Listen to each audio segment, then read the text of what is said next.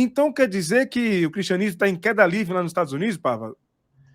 Olha, Will, hoje um amigo mandou seis e pouco da manhã mandou essa notícia para mim. Tá fechado para assinantes, mas vale muito a pena ler. E os dados, esse texto aí é do Thomas Friedman, editorialista do New York Times. Olha só, nas décadas de 1970 e 1980, o percentual de cristãos nos Estados Unidos girava em torno de 90%, Will. 90%. E nos cenários agora traçados para o próximo meio século, abaixo de 50%, Will.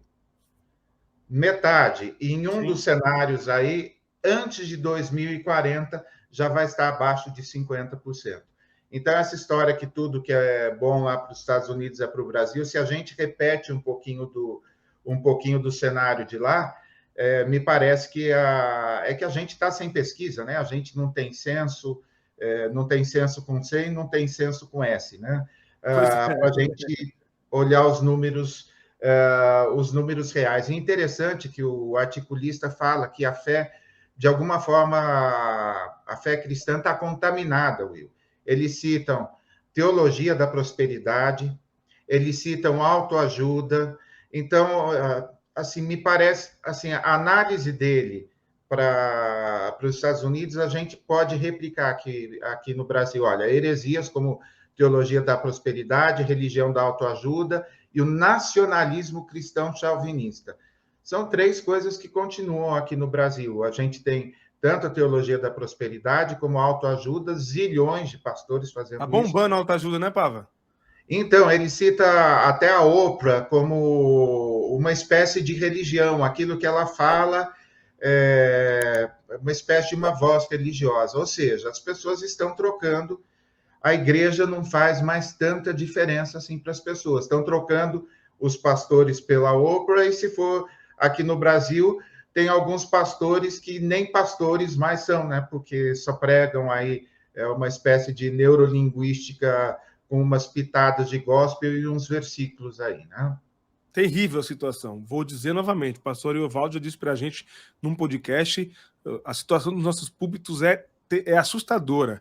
Agora, é curioso, Pava, essa pesquisa, né, essa matéria do The New York Times, porque a gente é acusado aqui muitas vezes de trazer alguns liberais na nossa conversa aqui, que nem são liberais, viu, gente? Nem são liberais. Pô, a gente ouvir chamar Antônio Carlos Costa de liberal teologicamente é não saber o que é liberal, nem conhecer o Antônio Carlos, né? É as duas coisas que você não sabe. Agora, esse liberalismo, ele não é tão... Porque acusam que o liberalismo matou o cristianismo na Europa. E nos Estados Unidos?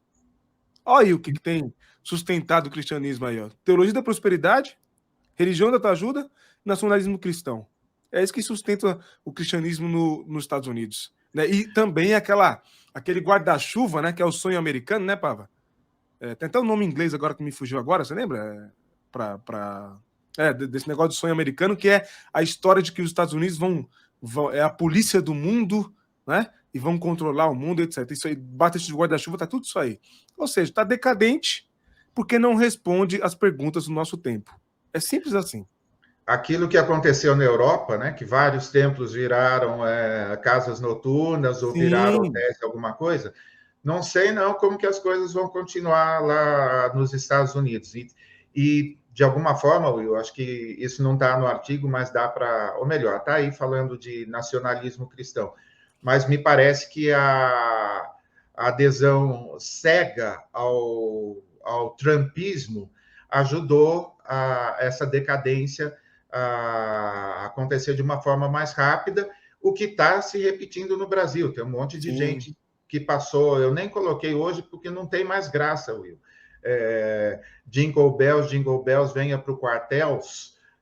Assim, é ruim como rima e péssimo como convite. Então, a gente está vivendo aí sob ameaça terrorista mesmo, sobre um fascismo financiado, sabe Deus por quem, né? 160 mil reais em armas, caramba, né?